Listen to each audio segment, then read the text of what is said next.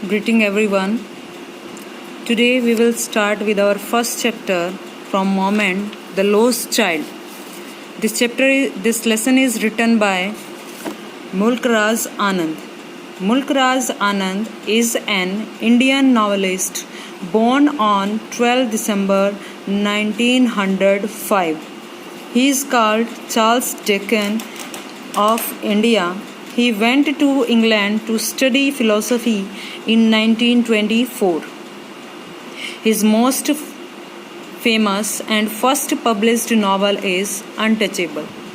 He got Padma Bhushan Award in 1968, International Peace Prize in 1952, and Sahitya Academy Awards in 1972. Now, we will start our first chapter, The Lost Child. You can see the title of the lesson is The Lost Child.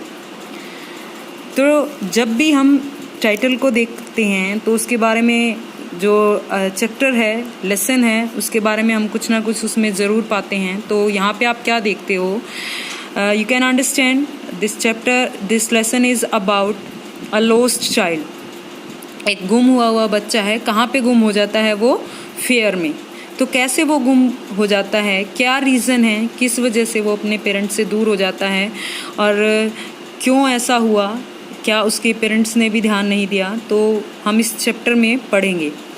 A child goes to a fair with his parents. तो क्या कहता है, एक बच्चा जो है वो अपने पेरेंट्स के साथ मेला देखने जाता है. He is happy and excited and wants the sweets and toys displayed there. He is happy, वो बहुत ज़्यादा खुश है. Excited, बहुत ज़्यादा उत्सुक है. And wants the sweets, और क्या चाहता है वो? Sweets उसे चाहिए हैं. And toys, खिलौने उसे चाहिए जो displayed there, जो वहाँ पर लगे हुए हैं, जो स्टॉल वहाँ पर लगी हुई हैं, वहाँ पर वो कुछ मिठाइयाँ और खिलौने देखता है जो उसे चाहिए हैं. But his parents don't buy them for him. लेकिन जो उसके पेरेंट्स हैं वो जो खिलौने हैं वो उसको ख़रीद करके नहीं देते हैं for him. Why then does he refuse when someone else offer them to him? तो क्यों वो रिफ्यूज़ कर देता है? रिफ्यूज़ मतलब डिनाई, मना कर देना. क्यों वो मना कर देता है जब कोई और वो सारी चीज़ें उसे ऑफ़र करता है जो उसने अपने पेरेंट्स को कही थी, वो सब चीज़ें उसे ऑफ़र कर रहा है, लेकिन वो मना कर देता है, ऐसा क्यों? तो ये जो क्वेश्चन है इसका आंसर हमें चैप्टर में मिलेगा. It was the festival of spring. ये जो टाइम है अभी फेयर का, तो उस टाइम पर क्या कह रहा है? It was the festival of spring. तो स्प्रिंग सीजन है, उस टाइम का फेस्टिवल है. स्प्रिंग आप सभी को पता है कब होता है? फेब के एंड में और मार्च की बिगनिंग में. वो जो टाइम होता है उस टाइम पर ना ज़्यादा ठंड होती है ना गर्मी होती है, बसंत ऋतु होती है. तो उस टाइम का ये बताया गया है. From the wintry shades of narrow lanes and alleys emerged a gaily clad humanity. तो क्या कहता है? From the wintry shades, ठंड की वजह से सभी लोग अपने घरों में थे, तो वो अब उन विंट्री शेड से ऑफ नैरो लेन्स, वो जो नैरो स्ट्रीट हैं, जो गलियां हैं, वो जो संकरी गलियां हैं, उन सब से वो एमर्ज का मतलब क्या होता है? अपीयर, निकलते हुए वो दिखाई दे रहे हैं. गेली, गेली का मतलब क्या होता है? हैप्पीली, खुशी के साथ. और क्लैड, क्लैड का मतलब क्या होता है? क्लॉड, यानी कि सुंदर सुंदर कपड़े पहन के वो सब लोग बाहर आ रहे हैं. सम वॉक्ड, कुछ चल रहे हैं. सम रोड ऑन हॉर्सेस, रोड मतलब सवारी करना, राइड की सेकेंड फॉर्म रोड. तो कहता है कुछ घोड़े की सवारी करके पहुंच रहे हैं वहाँ पर मेले में. अदर सेट, कुछ वहाँ बैठे हैं. बीइंग कैरिड इन बैम्बू, और वो लोग कैसे जा रहे हैं जो बैठे हैं? बैम्बू एंड बुलक कार्ट्स, जो बांस की बनी हुई या फिर जो बैलगाड़ियाँ हैं उनमें वो लोग बैठ करके जा रहे हैं. One little boy ran between his father's leg brimming over with life and laughter. तो क्या कहता है? वन लिटिल बॉय, एक छोटा लड़का है, रैन बिटवीन, जो कि दौड़ रहा है अपने फादर्स की लेग में से. जैसे छोटे बच्चों को देखा ना, ऐसे पैरों के बीच में से वो निकल जाते हैं, तो ऐसे ही वो वहाँ से निकल रहा है अपने फादर के पैरों में से. ब्रीमिंग, ब्रीमिंग होता है कम्प्लीटली फिल्ड, पूरी तरह से भरा होना. Over with life and laughter, जो जीवन और खुशी से पूरी तरह से भरा हुआ है, जो हंस रहा है, पूरी तरह से इंजॉय कर रहा है चीज़ों को। तो वो बच्चा वहाँ पर अपने पेरेंट्स के साथ आया हुआ है। नेक्स्ट कहता है come child come, call the parents. तो उसके जो पेरेंट्स हैं वो उसे बुला रहे हैं, आओ बच्चे आओ। As he lagged behind, lagged behind का मतलब क्या हो जाता है, लेफ्ट बिहाइंड, पीछे छूट जाना।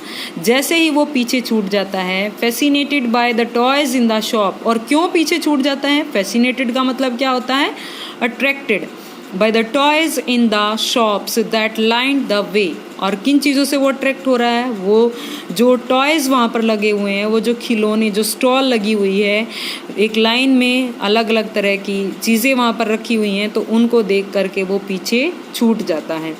ही हरिड टुवर्ड्स हिज पेरेंट्स, वो बार बार जल्दी से अपने पेरेंट्स की ओर भागता है जब भी वो उसे बुलाते हैं। His feet obedient to their call, his eyes still lingering on the receding toys. तो क्या कहता है, उसके जो पैर हैं वो तो उसके पेरेंट्स की कॉल को ओबे कर रहे हैं, वो तो उसको मान रहे हैं, लेकिन जो उसकी आंखें हैं स्टिल लिंगरिंग। लिंगरिंग क्या होता है, एक ही जगह पे, lasting for a long time, किसी बड़े टाइम के लिए जब एक ही जगह पर नज़रें टिकी रहती हैं तो उसको बोलते हैं लिंगरिंग। तो वो उन्हीं चीज़ों की तरफ मतलब आगे चल रहा है और देख पीछे रहा है on the receding toys, receding जो टॉयज पीछे छूट गए हैं। You can see in the picture. आप देखो यहाँ पर पेरेंट्स आगे की तरफ चल रहे हैं, बच्चा उनके साथ तो चल रहा है लेकिन वो देख किधर रहा है, पीछे की तरफ। तो ये ऐसे ही वो बच्चा देखते हुए आ रहा है। As he came to where they had stopped to wait for him, he could not suppress the desire of his heart, even though he well knew the old cold stare of refusal in their eyes. तो क्या कहता है, as he came to where they had stopped to wait for him, जैसे कि वो यहाँ पर मेले में घूमने आए हुए हैं, तो यहाँ वो जब आए हुए हैं, they had stop to wait for him, वो जब भी रुक जाता है कहीं पर तो उसके पेरेंट्स उसके लिए वेट करते हैं। He could not expresses the desire, लेकिन जब वो चीज़ों को देखता है ना, तो एक्सप्रेसिस का मतलब क्या होता है, टू पुट एन एंड, किसी भी चीज़ को दबा देना, ख़त्म करना। तो क्या कहता है, वो अपनी जो डिज़ायर है वो उनको नहीं दबा सकता है, जो उसकी मन की इच्छाएं हैं। Even though he well new the old cold, यहाँ तक कि उसे पता है, ही वेल नो, वो अच्छे से जानता है पुरानी कुछ चीज़ें हैं, क्या, cold stare of refusal in their eyes. Cold stare, stare क्या होता है, घूर करके देखना, गेज, और कोल्ड यहाँ पे कोल्ड स्टेयर का मतलब क्या होता है, फीलिंगलेस। तो यहाँ पे जो कोल्ड है वो फीलिंगलेस के लिए, कि वो ऐसी इस तरह से ऐसी नज़रों से उसकी तरफ देखते हैं कि जैसे कोई इमोशन ही नहीं है। और उन नज़रों का मतलब क्या है, रिफ्यूज़ल, मना कर रहे हैं वो आँखों ही आँखों में घूर करके बच्चे को, इन their eyes. I want that toy ही प्लेडेड, उसे पता है कि उसके पेरेंट्स उसे नहीं दिलवाएंगे, लेकिन फिर भी क्या कहता है, ही प्लीडेड, प्लीड का मतलब क्या होता है, रिक्वेस्ट करना। तो फिर भी वो रिक्वेस्ट कर रहा है अपने पेरेंट्स को, और क्या कहता है, I want that A toy, मुझे ये खिलौना चाहिए। His father looked at him, उसके जो फादर हैं उसकी तरफ देखते हैं, कैसे, रेड आइड का मतलब यहाँ क्या है, विद एंगर, गुस्से के साथ। In his familiar tyrants ways, और जो उनका एक फेमिलियर, जिससे वो बच्चा अच्छी तरह से वाकिफ़ है, किस तरह से वो देखते हैं, कैसा है उनका देखने का तरीका। टायरेंट का मतलब क्या होता है, क्रूएल। तो बहुत ही अनकाइंड और क्रूएल वे से वो बच्चे की तरफ देखते हैं। His mother melted by the free spirit of the day was tender and, तो क्या कहता है, and giving him her finger to hold said, जो उसकी मदर है। अब वो इस तरह से देख करके जो बच्चा है थोड़ा सा उदास हो जाता है, क्योंकि उसके पेरेंट्स ने उसको गुस्से में देखा और वो उसे चीज़ें नहीं दिलवा रहे हैं। तो जो उसकी मदर है, मेल्टेड का मतलब यहाँ पे वैसे पिघलना होता है, तो बिकम टेंडर, वो थोड़ा सा सॉफ्ट हो जाती है।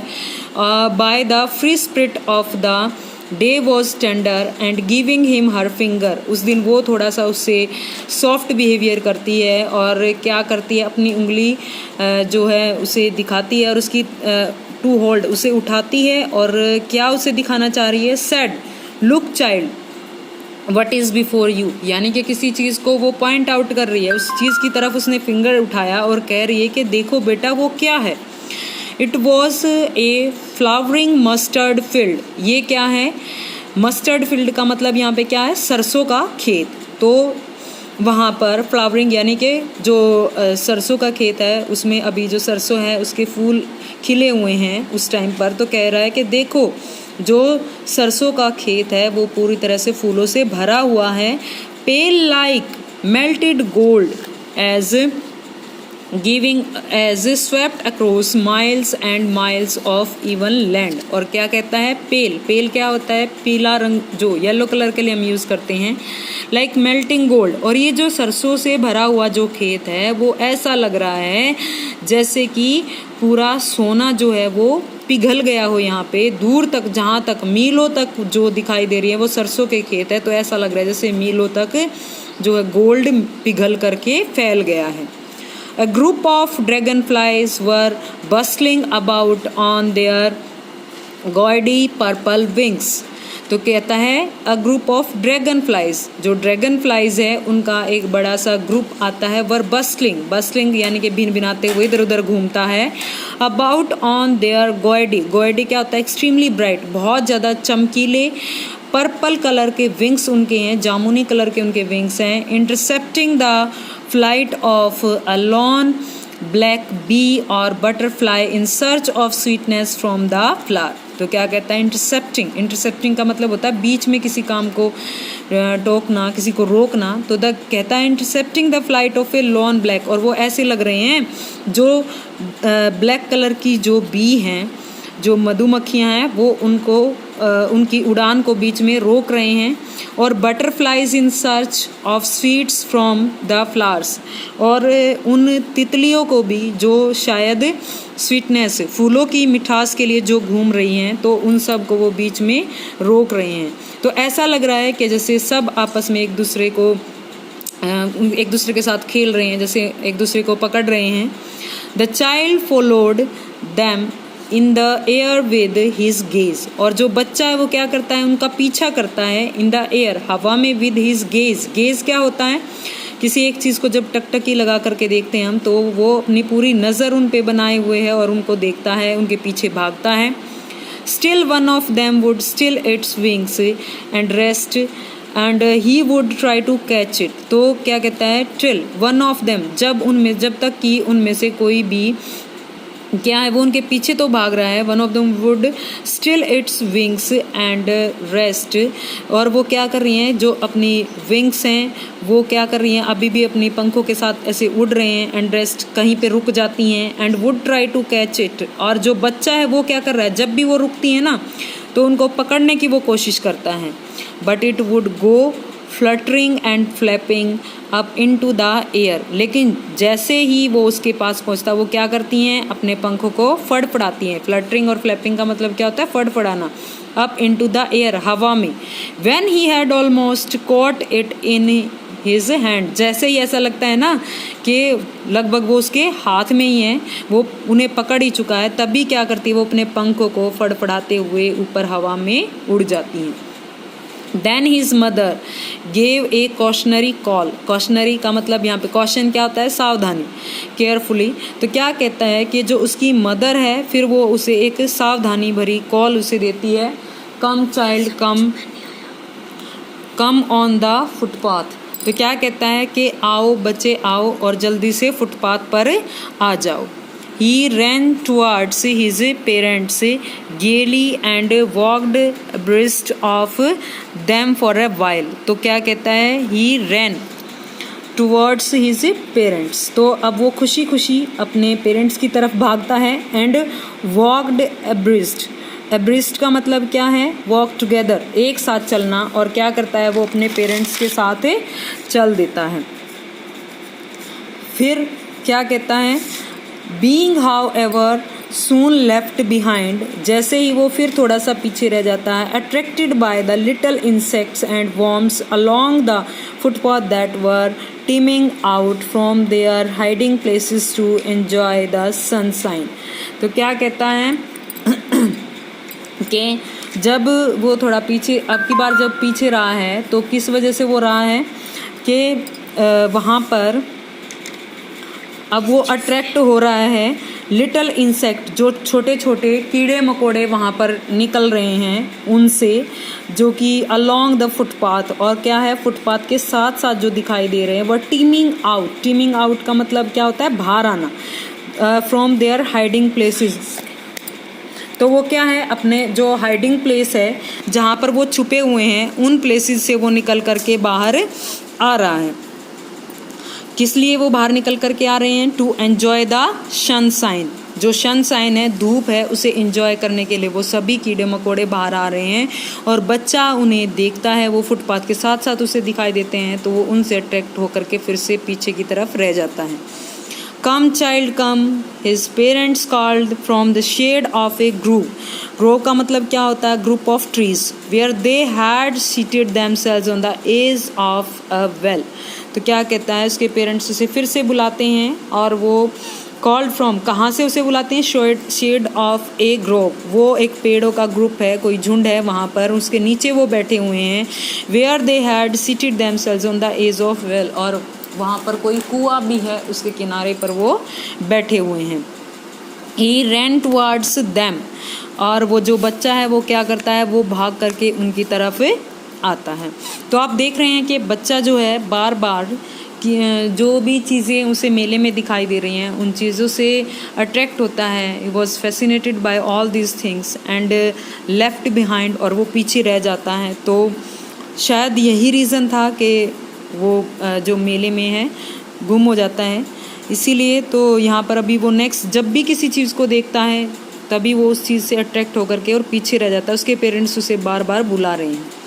A shower of young flowers, अब उसे क्या मिलता है, a shower of young flowers fell upon the child as he entered the grove and forgetting his parents he began to gather the raining petals in his hands. तो a shower of young flowers, young flowers का मतलब यानी कि जो अभी अभी फूल खिले हैं वो फूलों का शावर, फेल अपॉन उसके ऊपर होता है, the child as he entered, जैसे ही वो जो ग्रोव है, वो जो पेड़ों का झुंड है, जैसे ही वो वहाँ पर एंटर करता है तो उसके ऊपर फूलों की बारिश होती है। फॉरगेटिंग हिज पेरेंट्स, वो अपने पेरेंट्स को भूल करके, he begin to gather the raining petals in his hand, वो क्या करता है, गैदर माने क्या होता है, कलेक्ट करना किसी चीज़ को। तो वो जो रेनिंग पेटल्स हैं, पेटल्स क्या होती हैं, फूलों की पंखुड़ियाँ, उन फूलों की, बरसती हुई फूलों की पंखुड़ियों को वो अपने हाथ में इकट्ठा करता है। But low he heard the Qing of doves, doves का मतलब क्या होता है, डव्स क्या होते हैं, जो it looks like a pigeon but in colour they are white, दिखते कबूतर के जैसे ही हैं लेकिन ये वाइट कलर के होते हैं, इन्हें फाख्ता बोलते हैं हम हिंदी में। तो जो बच्चा है जब वो क्या करता है, उसे फूलों को जब वो कलेक्ट कर रहा होता है तो उसे क्विंग ऑफ डव्स, जो क्विंग क्या होता है, डव्स साउंड, उनके जो डव्स हैं उनकी बोलने की जो आवाज़ है तो वो उसे सुनाई देती है। And ran towards his parents, और वो क्या करता है, फिर अपने पेरेंट्स की तरफ भागता है, शाउटिंग, चिल्लाता हुआ, the Dove the raining petals dropped from the forgotten hands. और जब वो ऐसा चिल्ला रहा होता है ना कि द डव, वो कह रहा है अपने पेरेंट्स को, देखो फाख्ता है, वहाँ पर फाख्ता है, तो उसे याद नहीं रहता है कि उसने अपनी मुट्ठी में क्या ले रखी हैं, फ्लावर पेटल उसने ले रखी हैं, फूलों की पंखुड़ियाँ उसने इकट्ठी कर रखी हैं। वो क्या हो जाती है, ड्रॉप, क्या मतलब नीचे वो गिर जाती है, यानी कि उस टाइम पर उसे वो ध्यान ही नहीं है कि वो कुछ और अपने हाथ में लिए हुए हैं। जिस बच्चे का मोस्टली यही होता है, जब भी वो, अगर कोई छोटा बच्चा है, एक काम वो करता है, उसके साथ में अगर वो दूसरा काम करने लग जाता है तो कई बार उसका ध्यान उधर ही चला जाता है, वो उस तरफ नहीं देख पाता कि क्या हो रहा है। Come child come, they called to the child who had now gone running in wild capers round the banyan tree and gathering him up they look the narrow winding footpath which led to fear through the mustard fields। तो अब उसके parents जो हैं वो फिर से बुलाते हैं, who had now gone running in wild capers round the banyan tree. अब वो क्या कर रहा है वहाँ पर, कैपर्स क्या होता है, जैसे स्किप करना, मूवमेंट, गोल गोल ऐसे चक्कर लगाना, तो वो जो बनियन ट्री है वो उसके चारों तरफ ऐसे घूम रहा है और उसके चक्कर लगा रहा है। एंड गैदरिंग हिम अप, तो जब वो इस तरह से खेलता है उसे देख रहे हैं तो उसके पेरेंट्स जो बुला रहे हैं वो नहीं आता है, तो क्या करता है, गैदरिंग का यहाँ पे मतलब है गोद में उठा लेना। वो क्या करते हैं, उसको गोद में उठा लेते हैं। दे टुक द नैरो, और अब वो उसे किधर ले जाते हैं, they took the narrow winding footpath which led to the fair through the mustard field. Winding का मतलब यहाँ पे क्या है, जैसे कोई थोड़ा सा टेढ़ा मेढ़ा सा रास्ता होता है, बिल्कुल स्ट्रेट नहीं होता, तो कहता है कि और वो उन पतली पतली और जो संकरे से रास्ते हैं, जो नैरो रास्ते हैं, अब उसे गोद में उठा करके उन मस्टर्ड फील्ड में से वो निकल करके अब कहाँ जा रहे हैं, फेयर की तरफ वो जा रहे हैं। As they neared the village, the child could see many other footpaths full of throngs. तो जैसे ही वो गांव के पास थे तो जो लड़का है वो क्या देखता है, she many other footpaths full of throngs. throngs क्या होता है, ग्रुप ऑफ पीपल, यानी कि ह्यूज क्राउड। तो वहाँ पर एक वो बड़ी सी भीड़ को देखता है। और converging to the whirlpool of the fair, converging का मतलब क्या होता है, गैदरिंग, इकट्ठा करना, to the whirlpool of the fair. और वो जो भीड़ है ना लोगों की, वो उसे कैसी लग रही है, एक वर्लपुल के जैसी। वर्लपुल क्या होता है, जैसे एक आपने कभी भी देखा हो, अगर कोई भी बड़ी सी नदी है या जहाँ पर कोई गहरा पानी होता है तो क्या होता है, वहाँ पर एक वर्लपुल बन जाता है, एक भंवर सा बन जाता है पानी का, एक चक्री बन जाती है ऐसे गोल गोल सी, तो वो क्या है, वर्लपुल है। तो वो जो फेयर है ना वो उसे एक वर्लपुल की तरह दिखाई दे रहा है। एंड फेल्ट एट वंस, किस वजह से उसे वर्लपुल दिखाई दे रहा है, क्योंकि वहाँ पर भीड़ बहुत लोगों की है, तो वो उस भीड़ को देख करके चकरा सा जाता है। And felt at once repelled का मतलब क्या होता है, किसी भी चीज़ को यानी कि झिझक जाना, एकदम से पीछे हट जाना। तो जब वो लोगों की भीड़ देखता है तो ड्राइवन बैक, उसको एक झटका सा लगता है और वो पीछे की तरफ जाता है, यानी कि उसको एक बार लग रहा है कि उसे वहाँ नहीं जाना चाहिए, उस भीड़ से उसे डर लग रहा है। And fascinated by the confusion of the world he was entering, तो क्या एक तरफ तो रिपेल यानी कि वो पीछे की तरफ भी हट रहा है और दूसरी तरफ वो अट्रैक्ट भी हो रहा है उन चीज़ों को देख करके, तो वो इस कन्फ्यूज़न में क्या करता है, ही वॉज एंटरिंग, वो जो मेला है, वो जो वर्लपुल है उसमें वो एंटर कर जाता है। अ स्वीट मीट सेलर हॉक्ड, तो स्वीट मीट सेलर हॉक्ड यानी कि कोई मिठाई बेचने वाला है और वो चिल्ला रहा है, क्या कह रहा है, gulab jamun, rasgulla, barfi, jalebi at the corner of the entrance and a crowd pressed round his counter at the foot of an architecture of many coloured sweets. तो जैसे आप सभी ने देखा होगा जो हॉकर होते हैं वो कैसे चिल्लाते हैं, तो ऐसे ही जो मेले हैं वहाँ पर भी जिस चीज़ की स्टॉल लगी होती है तो वो लोग अपनी चीज़ों को बेचने के लिए वो इस तरह से ज़ोर ज़ोर से आवाज़ें लगाते हैं। वो भी कह रहा है गुलाब जामुन ले लो, रसगुल्ला ले लो, बर्फ़ी, जलेबी और ये सब। Eight the corner of the entrance, कहाँ पे, जहाँ से मेले का एंट्रेंस है उसके कॉर्नर पर वो है। And a crowd pressed round his counter, और एक बहुत बड़ी भीड़ उसके काउंटर के चारों ओर है। Eight the foot of an architecture of many coloured sweets, और उसने क्या कर रखा है, जो उसकी बहुत कलरफुल जो उसकी स्वीट्स हैं उसको उन्होंने क्या कर रखा है, बिल्कुल अच्छे से अरेंज कर रखा है। और आर्किटेक्चर शेप में, यानी कि जिस तरह से जब हम अपना घर बनाते हैं, कोई भी बिल्डिंग बनाते हैं, तो उसमें कोई होता है ना, जैसे मान लो ये जो है ये एरिया, यहाँ से ये बिल्डिंग इतनी रहेगी, ये इतनी हो जाएगी, ये यहाँ पे इतना होगा, ये रूम इतना होगा, इस तरह से। तो ऐसा एक आर्किटेक्चर उसने रेडी कर रखा है जिसमें वो अलग अलग मिठाइयों को उसने अलग अलग ढेर में लगाया, किसी का छोटा है, किसी का बड़ा है, किसी को कैसे उसने शेप दी है, तो इस तरह से उसने एक लगा रखी है। डेकोरेटेड, और वो जो मिठाइयाँ हैं उसने डेकोरेट भी की हैं with leaves of silver and gold, और किससे, सिल्वर और गोल्ड के जो फाइल्स हैं वो उसने उस पर लगा रखे हैं। The child stared open eyed and his mouth watered for the barfi, जो बच्चा है वो स्टेयर्ड ओपन आइड, वो अपनी आंखें खोल करके और घूर घूर करके उन मिठाइयों को देख रहा है। And his mouth watered for the barfi, और उसका मुंह जो है वो पानी से भर जाता है बर्फ़ी के लिए। That was his favourite sweet, क्योंकि वो उसकी फेवरेट मिठाई है। आई वॉन्ट दैट बर्फ़ी, और यहाँ पे बच्चा क्या कहता है, मुझे बर्फ़ी चाहिए है। ही स्लोली मर्मर्ड, उसने धीरे धीरे बोला। मर्मर्ड का मतलब क्या होता है, स्पीक स्लोली, बहुत धीरे से उसने कहा। But he half knew as he begged that his plea would not be heeded because his parents would say he was greedy, so without waiting for an answer he moved on. तो उसने धीरे से क्यों कहा, but he half new, क्योंकि मतलब लगभग उसे पता ही था कि ही बैग्ड, अगर वो कोई भी चीज़ मांगेगा, दैट हिज प्लीर या रिक्वेस्ट करेगा उस चीज़ के लिए, वुड नॉट बी हेडेड, उसकी तरफ कोई भी ध्यान नहीं देगा।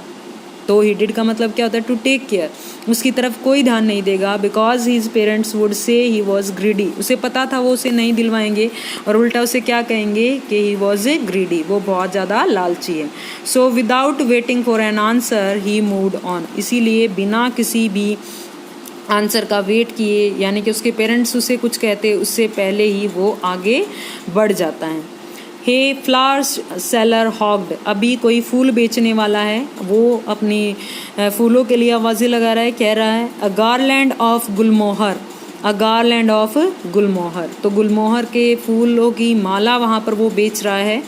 द चाइल्ड सीम्ड इरेसिस्टिबली, इरेसिस्टिबली का मतलब क्या होता है, कांट कंट्रोल, जब किसी चीज़ पर हम कंट्रोल ना कर सकें, तो ऐसा वहाँ पर लग रहा है कि बच्चा अपने आप को कंट्रोल नहीं कर पा रहा है। He went towards the basket, और इसीलिए अब वो किस तरफ चल देता है, वो जो फूलों की बास्केट है वहाँ वो जाता है। वेयर द फ्लावर्स ले heaped एंड हाफ मर्मर्ड, जहाँ पर फूलों के मालाओं के ढेर लगे हुए थे, वहाँ जाकर धीरे से वो कहता है, यानी कि अपने पेरेंट्स तक वो अपनी आवाज़ नहीं पहुँचा रहा है, बार बार धीरे से ही वो कहता है आई वॉन्ट दैट गारलैंड, मुझे ये गारलैंड चाहिए। But he well knew his parents would refuse to buy him, लेकिन उसे पता है कि उसके पेरेंट्स जो है वो रिफ्यूज़ कर देंगे उसे ख़रीदने के लिए, दोज फ्लावर्स, बिकॉज उन फूलों के लिए, because they would say that, वो उसे क्या कहेंगे, देवर चीप, ये जो फूल हैं वो कैसे हैं, वो अच्छे नहीं हैं, अच्छी क्वालिटी के नहीं है, घटिया हैं, ये कह कर के वो उसे मना कर देंगे। सो without waiting for an answer he moved on, इसीलिए बिना किसी भी आंसर का वेट किए वो आगे की तरफ बढ़ जाता है।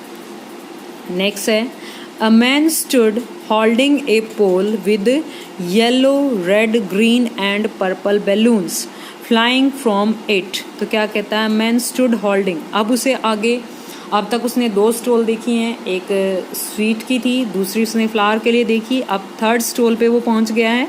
A man stood holding a pole with yellow, अब उसे एक आदमी खड़ा हुआ दिखाई देता है जो कि एक बड़ा सा पोल लिए हुए है with yellow, red, green and purple balloons flying from it, और उस पर वो जो पोल है उस पर उसने पीले, लाल, हरे और जामुनी कलर के जो बैलून्स है, गुब्बारे जो हैं वो उसने उस पर बांध रखे हैं, वो वहाँ पर उड़ रहे हैं। The child was simply carried away by the rainbow glory of their silken colors, and he was filled with an overwhelming desire to possess them all. तो the child was simply carried away, जैसे कि अब तक हर चीज़ को वो लेना चाहता था, ऐसे ही वो इन्हें भी लेना चाहता था। और वो जो बैलून है वो उसे कैसे दिखाई दे रहे हैं, rainbow glory of their silken colours, वो जो बैलून हैं उनके जो सिल्की कलर हैं, वो जो ब्राइट कलर हैं, वो उसे एक रेनबो के जैसे दिखाई दे रहे हैं। He was filled with an overwhelming, और वो जो है पूरी तरह से भरा हुआ है विद एन ओवरवेलमिंग का मतलब क्या होता है, ऐसी इच्छाएं जिनको हम ख़त्म ना कर सके, जिनको हम दबा ना सके। अ वेरी स्ट्रॉन्ग इमोशन, तो उसके जो डिज़ायर्स हैं वो उससे जुड़ी हुई हैं, वो इच्छाएं जो हैं वो बहुत ज़्यादा स्ट्रॉन्ग है और वो उन्हें लेना चाहता है, किनको, उन बैलून्स को। But he well knew his parents would never by him the balloons, लेकिन उसे पता है कि जो उसके पेरेंट्स हैं वो उसे बैलून्स जो हैं वो ख़रीद करके नहीं देंगे, because they would say he was too old to play with such toys. उसे पता है कि वो क्या कहेंगे उसे, कि ये जो तुम जो हो इन टॉयज़ के साथ खेलने के लिए बहुत ज़्यादा बड़े हो चुके हो, यानी कि उनका क्या मानना है, बैलून से छोटे बच्चे खेलते हैं और वो अभी क्या है, उनके अकॉर्डिंग बड़ा हो चुका है, उसके लिए जो बैलून है वो यूजलेस टॉयज़ हैं। सो ही वॉक्ड ऑन फार्दर सॉरी, इसीलिए फिर वो अब आगे की तरफ मूव कर जाता है। A snake charmer stood playing a flute to a snake which coiled itself in a basket. एक snake charmer stood playing a flute, तो यहाँ पे क्या कर रहा है, स्नेक चार्मर क्या है, जो सांप को रखने वाला यानी कि कोई सपेरा है, वो क्या कर रहा है, स्टूड प्लेइंग, वहाँ पर खड़ा है और क्या प्ले कर रहा है, वो फ्लूट, बीन बजा रहा है टू ए स्नेक, एक सांप के सामने, which coiled itself in a basket. Coiled का मतलब ऐसे कुंडली मार के, सांप को देखा होगा ना वैसे बैठा होता है, तो वो ऐसे ही कुंडली मार करके और एक बास्केट में बैठा हुआ है। Its head raised in A graceful band like the neck of A Sven while the music stole into its invisible ears like the gentle rippling of an invisible waterfall। तो यहाँ पे वो क्या कहता है कि जो स्नेक चार्मर है वो जब बीन बजा रहा है तो its head raised in A graceful band, तो जो सांप है वो क्या करता है, अपना जो सिर है बहुत ही ग्रेसफुली वो क्या करता है, अपनी जो गर्दन है और अपना सिर जो है वो भी बेंड करता है, उसको ऊपर नीचे करता है बीन के साथ साथ, और वो ऐसा लग रहा है, किसकी तरह वो दिखाई दे रहा है, like the neck of A swan, swan की गर्दन के जैसा वो दिखाई दे रहा है।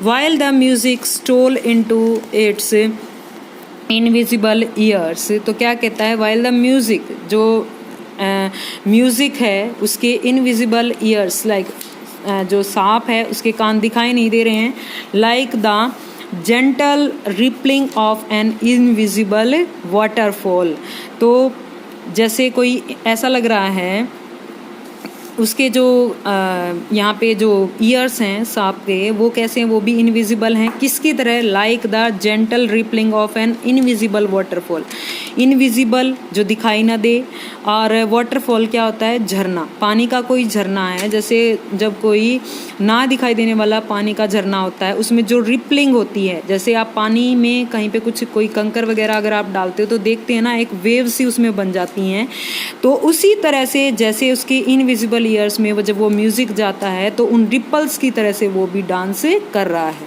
The child went towards the snake charmer, जो बच्चा है वो स्नेक चार्मर की तरफ जाता है, but knowing his parents had forbidden him, लेकिन उसे पता है कि जो उसके पेरेंट्स हैं वो उसे मना कर देंगे, फॉरबिडन मतलब नॉट अलाउड, वो उसे वहाँ नहीं जाने देंगे, टू हियर सच क्वेयर्स म्यूज़िक, वो क्या कहेंगे, ये म्यूज़िक कैसा है, क्वेयर्स, क्वेयर्स का मतलब क्या होता है, अनप्लीजेंट, ये घटिया सा म्यूज़िक उसे सुनने नहीं देंगे। As the snake charmer played, जो कि स्नेक चार्मर बजा रहा है, ही प्रोसीडेड फार्दर, और इसीलिए वो ये सोच करके कि वो उसे नहीं देखने देंगे वो आगे की तरफ बढ़ जाता है।